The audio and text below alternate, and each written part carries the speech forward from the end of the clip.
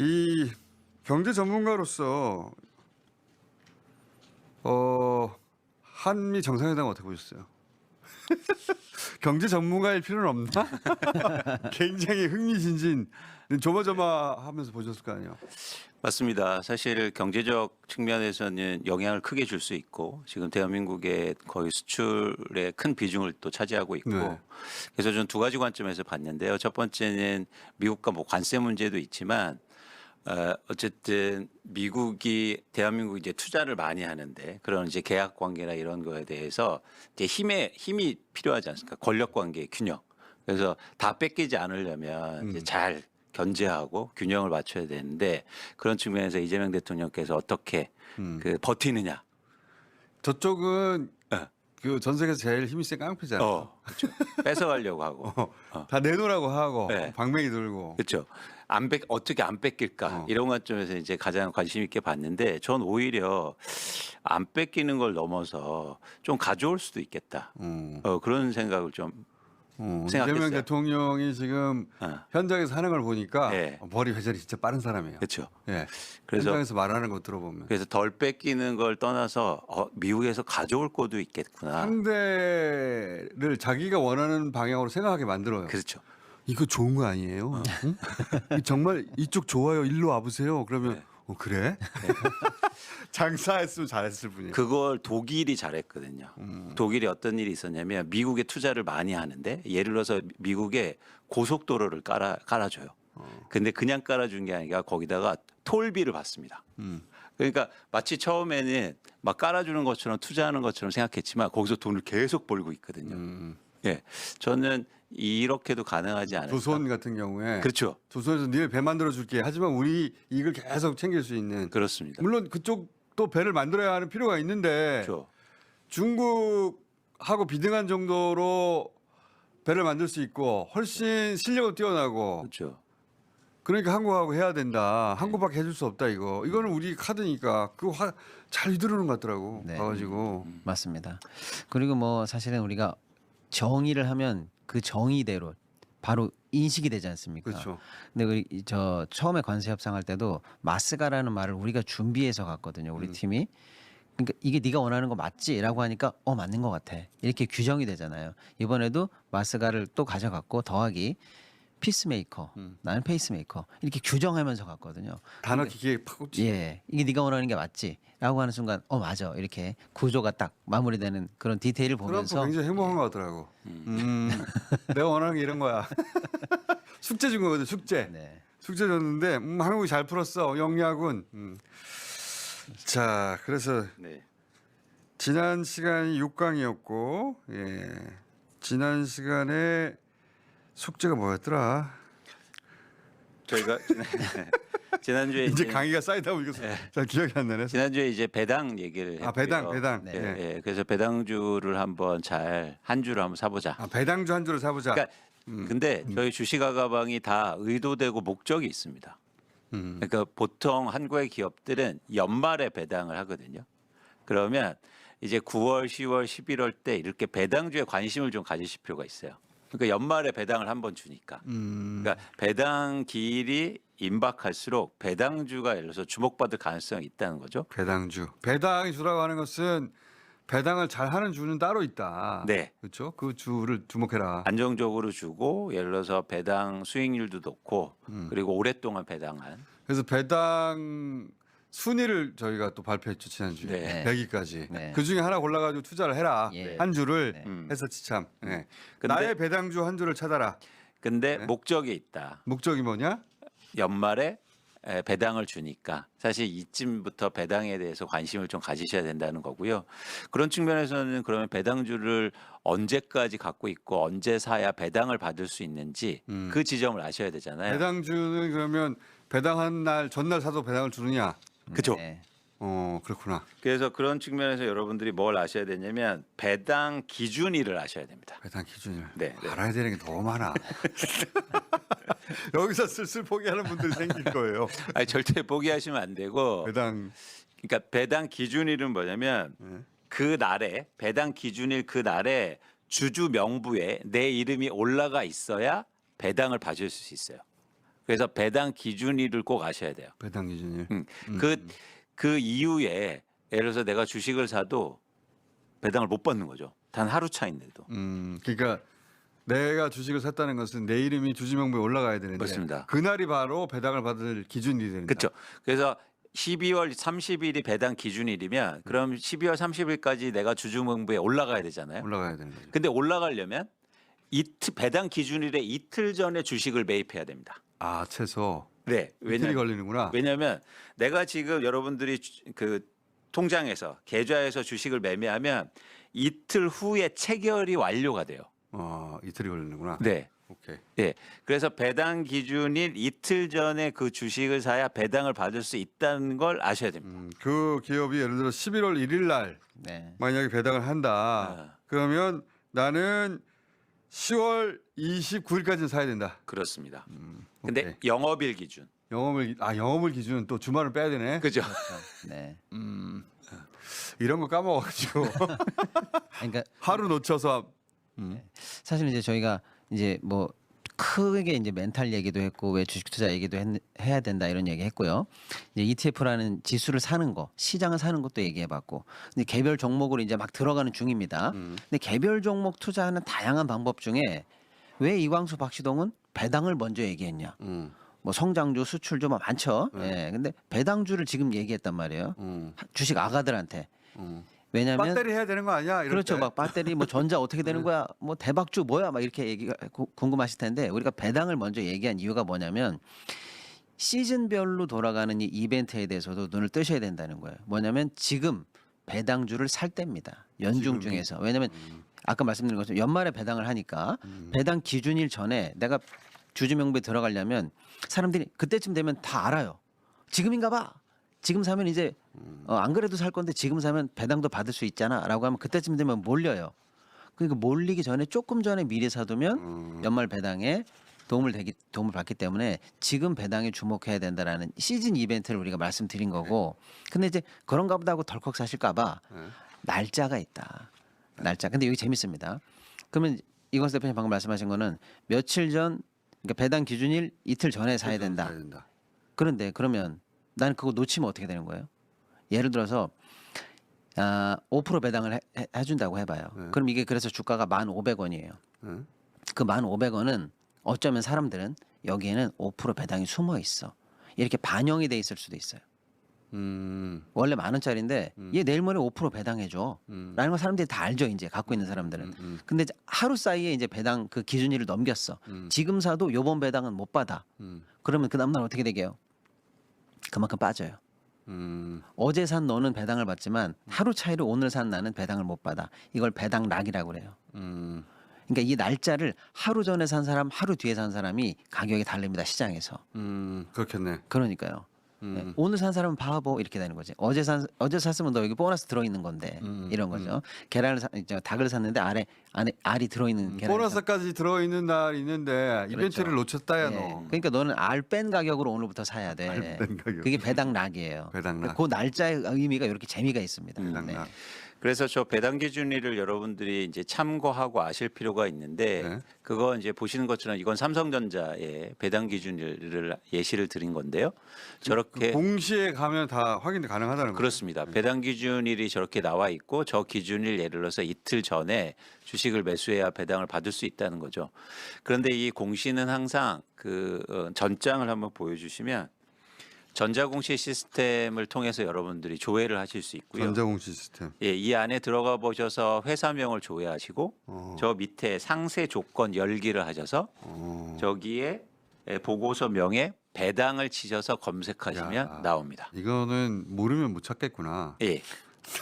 전자공시 시스템에 들어가서 네. 삼성전자를 치고 거기에 삼성전자 관련해서 공시한 게 쫙 있는데 거기에 배당 공시를 클릭해라. 예. 그러니까 상세 조건에 보고서명에 배당을 넣고 그다음에 검색을 따로 하는 검색을 겁니다. 하는군요. 왜냐하면 공시가 너무 많거든요. 오케이. 네. 거기에 보면 배당 기준이 나올 것이다. 클릭을 그 딱 이틀 전에는 사야 된다는 것이다. 그렇죠. 네, 그래서 저희가 어렵다. 이제는 9월이니까 조금씩 배당주에 대한 관심을 가지실 필요가 있다는 겁니다. 어렵네요. 아니, 그러니까 이게 노래 있잖아요. 우리 옛날에 어릴 때 게으름 들었던 못 노래. 하겠는데 이거. 찬바람이 불면 그 노래 아시죠? 근데 듣다 보니까 제가 한 6번 네. 7번 듣다 보니까 주식을 잘 하는 사람들이 어떤 성향일지를 알겠어요. 이렇게 일단 기본적으로 학구적인 사람이 잘할 것 같아요. 직관력이 뛰어난 사람, 학구적인 사람. 네. 궁금하면 찾아봐야 되고 그 논문도 찾아보는 사람이 있고 절대 안 찾아보는 사람이 있거든요. 네. 괜히 뭐 하나 나왔는데 그 단어 야 이거 궁금한데 이 관련 논문 막 찾아보기도 하고 네. 자기가 연구해서 하나의 이론을 세우는 거죠. 네. 그리고 뉴스도 열심히 보고 직관도 뛰어나고 이런 분들이 결국은 주식으로 크게 성공할 것 같고 대부분의 사람들은 돈을 못 벌겠네요. 아니 그래서 저희가 이제 어렵지 않은 방법들을 알려드리는 네. 거고요. 저는 그러니까 한국의 주식시장 문화가 이제 바뀔 수 있다고 보거든요. 그러니까 그런 분들은 저는 그런 분들은 그냥 여기서 하라는 대로 하면 될 것 같아요. 맞습니다. 네. 네. 맞습니다. 주식이 점점 주가가 올라갈 거거든요. 이명 정부 하에서 네. 이미 한번 뛰었잖아요. 윤석열 정부에서 이재명 정부로 바뀌자마자 뛰었잖아요. 그러니까 이게 점점 올라갈 거니까 여러분 잘 모르시면요. 그렇죠. 여기서 하라는 대로 하면서 따라오면은 한 1년 2년 지나가면 이게 쭉 올라가 있어요. 그렇죠. 이런 말인 거죠 지금. 맞습니다. 그렇죠. 네. 맞습니다. 그래서 기존에 이제 주식을 이야기하시는 분들이 주로 이제 주식 종목을 얘기하거나 이런 산업이 좋다라고 얘기하는데 저희는 문법이 좀 다릅니다. 그렇지. 그러니까 뭐냐면 저희는 주식하는 방법을 알려드리는 거예요. 뭐가 좋은지는 예, 지금 여기서 얘기 안 합니다. 그렇죠. 네. 그래서 조금 여러분들이 야 그냥 종목을 하나 찍어줘 이거하고 그렇게 다르다. 여기는 종목이 언제 나오는 거야? 안 나옵니다. 그렇죠. 종목이. 그런데 여러분들이 잘 따라다 보면 이 이명박 대통령 시대에 정부에서 이재명. 예, 이재명입니다. 죄송합니다. 이재명 아니, 나도 이명박이 잘 나와요. 네. 또 이명박 욕을 많이 해가지고 저도요. 그래서 이재명 대통령 시대의 주식을 편안하게 하실 수 있다라는 말씀을 드립니다. 그런 차원에서 저희가 이제 주목하고 싶은 건 지금 오늘 또 민주 새로운 테마입니다. 저희 네. 이 얘기를 왜 테마가 하는지. 뭐예요? 테마가 뭐예요 오늘은? 그러니까 민주당에서 지금 굉장히 강력하게 추진하고 있는 상법 내용을 아실 필요가 상법, 있다는 거예요. 상법과 그 중에서 주식과 관련된 거? 그렇습니다. 네, 어떤 거요? 네. 일단은 지금 2차 상법 개정안까지 나왔어요. 네. 그다음에 3차 예정에 있습니다. 예. 간단하게만 설명드리면은 네. 그동안은 회사의 이사는 주주를 신경 안 써도 됐었어요. 집중 투표제 얘기 많이 하셨는데. 예, 예. 예. 그래서 제일 먼저 1차 개정안 중에 제일 중요했던 거 하나만 말씀드리면 저거 이사의 충실 의무 맨 위에 있는 거 저거거든요. 그러니까 그동안은 이사가 회사 내가 삼성전자 대표이사면 주식회사 삼성전자만 신경 쓰면 됐지 삼성전자 주주는 나 알 바 아니야 이래도 됐는데 이제는 너 주주의 이익도 신경 써야 돼라고 의무가 만들어졌어요. 의무가. 그러니까 이제 여러분 이제 사람답게 대접받는 시대가 된 거죠. 그게 제일 중요했고요. 2차 개정안이 있었는데 여기서 제일 중요한 건 집중 투표제입니다. 이게 투표할 때 집중해서 해라 이 뜻이 아니고요. 죄송합니다. 그렇게 들려요. 네네네. 정신 집중하라는 거. 네네네. 예를 들어서 이제 우리나라에서 대주주 일가가 네. 그 회사를 지배하는 지분율은 많아봤자 30에서 40이에요. 근데 이사가 한 10대 명 있으면 자기 지분은 3, 40밖에 없으면서 100%다 자기 마음 사람으로 찍어버려요. 왜 이런 게 가능하냐? 너는 30% 지분 가지고 어떻게 100을 행사하느냐라고 보면 1번 이사 뽑을 때 이 사람 찬반해봐. 그러면 또 대주주가 제일 많으니까 이기고 2번도 찬반하니까 또 이겨. 그러니까 10명을 하든 100명을 하든 판판이 깨져요. 항상 대주주 마음대로 됐다. 예. 그래서 100%의 사실은 영향력을 가지고 있어요. 이거 잘못된 거 아니야? 라고 해서 가진 만큼 영향력을 행사할 수 있게 해자. 경제 민주화 아니냐. 그래서 어떻게 하면 일반 주주나 그 소수 주주들도 자기가 원하는 사람을 이사회에 진입시킬 수 있을까? 요걸 이제 한 올해 검토해서 나온 아이디어인데 이런 거죠. 이사를 만약에 3명 뽑아요, 이번에. 네. 그러면 어쨌거나 1번 이사, 2번 이사, 3번 이사를 투표해야 되기 때문에 투표를 3번 하죠. 그럼 생각해보니까 난 총 3번의 투표권이 있었네. 난 이걸 근데 왜 1번 할 때, 2번 할 때, 3번 할 때 각각 써야 돼? 나 1번, 2번 포기할래. 아. 나 3번이 내 마음에 들거든. 나 3번의 투표권이 생겼으니까 3장을 한 번에 3번한테 쓸 거야.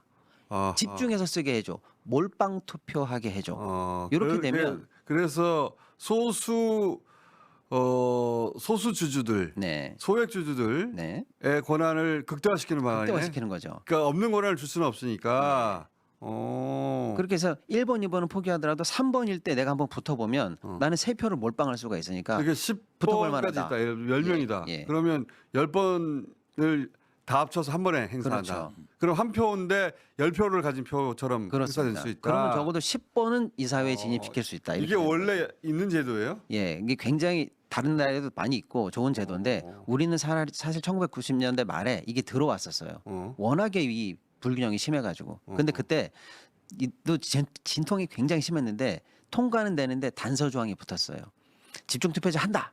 단 회사의 정관으로 안 할 수 있다.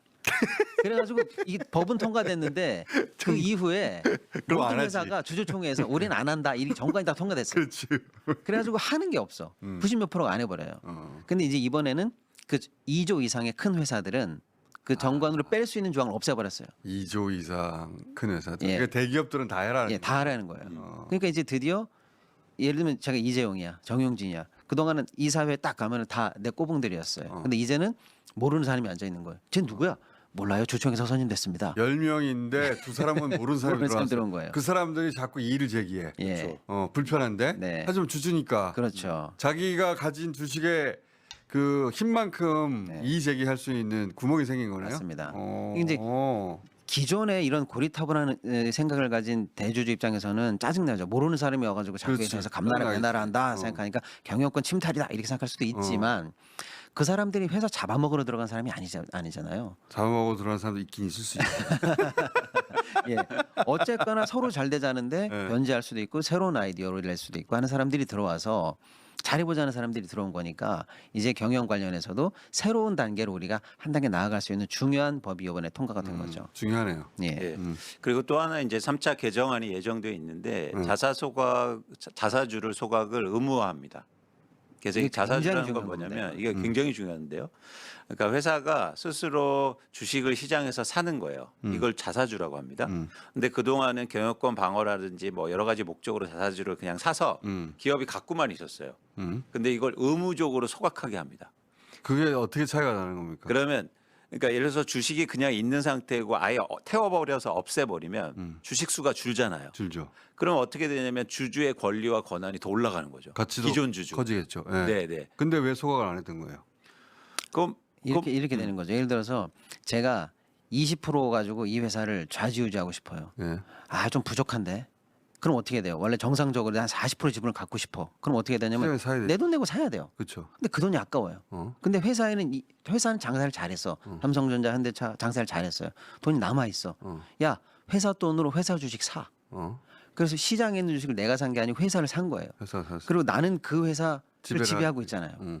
그러니까 결정적인 순간에 이게 내 편을 들 수 있는 주식이 돼요. 근데 조금 정확히 말씀드리면 자사주는 그 회사 안에 있을 때는 의결권이 없어요. 그런데 경영권 분쟁이 딱 붙잖아요. 그럼 어떻게 하냐면 예를 들면 현대가 삼성한테 전화하는 거죠. 친구한테. 친구야, 아, 이거 사주라. 네 회사가 내 자사주를 가져가라. 네 회사 자사주는 내가 살게. 이렇게 교환한다든지 해서 다른 쪽으로 보내버려요. 그리고 그쪽에서 내 편을 들어는 백기사가 나오는 거죠. 그러니까 내 돈 안 들이고 회사 돈으로 언제나 탄탄한 지배력을 나는 만들 수 있어. 오케이. 근데 사실 그 자사주를 산 그 돈의 원천은 회사의 이익금이잖아요. 그거 원래 누구 거예요? 주주들 거예요. 주주들에게 향유돼야 될 돈을 자기 지배력 강화를 위해서 늘 파킹시켜 놓는 거예요. 오케이, 이해했어. 근데 그걸 하지 말라면 어떻게 되는 거예요? 주주의 이익으로 다시 돌아오게 되는 거죠. 엄청난 이게 그렇구나. 그렇죠. 이해했어요. 근데 이 상법 개정의 전체적으로 흐름을 보면 일단 다른 나라들하고 비교해서 속도가 굉장히 빠릅니다. 그거는 뭐 이재명 정부기 때문에 그럴 거예요. 그렇죠. 지금 3개월밖에 지나지 않는데 네. 이런 상법 개정안이 빠르게 전개되고 있는 건 의미가 있는 거고요. 이 방향성은 뭐냐면 결국엔 주주의 권리, 특히 소수주주는 일반적으로 그 나머지 대주주 말고 나머지 주주들의 권리와 권한을 올리겠다는 방향성이거든요. 그러면 주주들이 강하게 원하는 건 두 가지입니다. 뭐 첫 번째는 배당을 많이 해주라. 일반적으로 그럴 거 아니에요. 그렇겠죠. 두 번째는 뭐냐면 회사를 성장하게 해서 주가를 올려달라 이거잖아요. 그렇죠. 그런 측면에서는 이렇게 두 가지 방향성으로 갈 가능성이 높다는 거죠.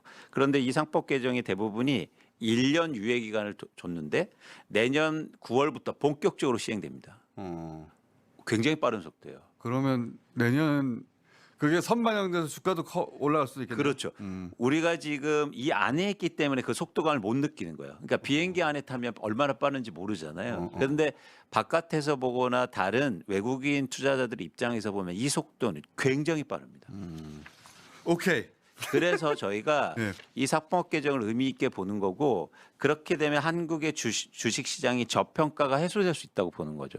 자 오늘 그만했으면 좋겠습니다. 그럼 저희가 못다한 얘기를 네. 또 이제 다음 달에 강연을 차장 한번 준비해봤습니다. 강연. 네. 요즘 한번 신청해 주시면 지금 저희가 방송 시간에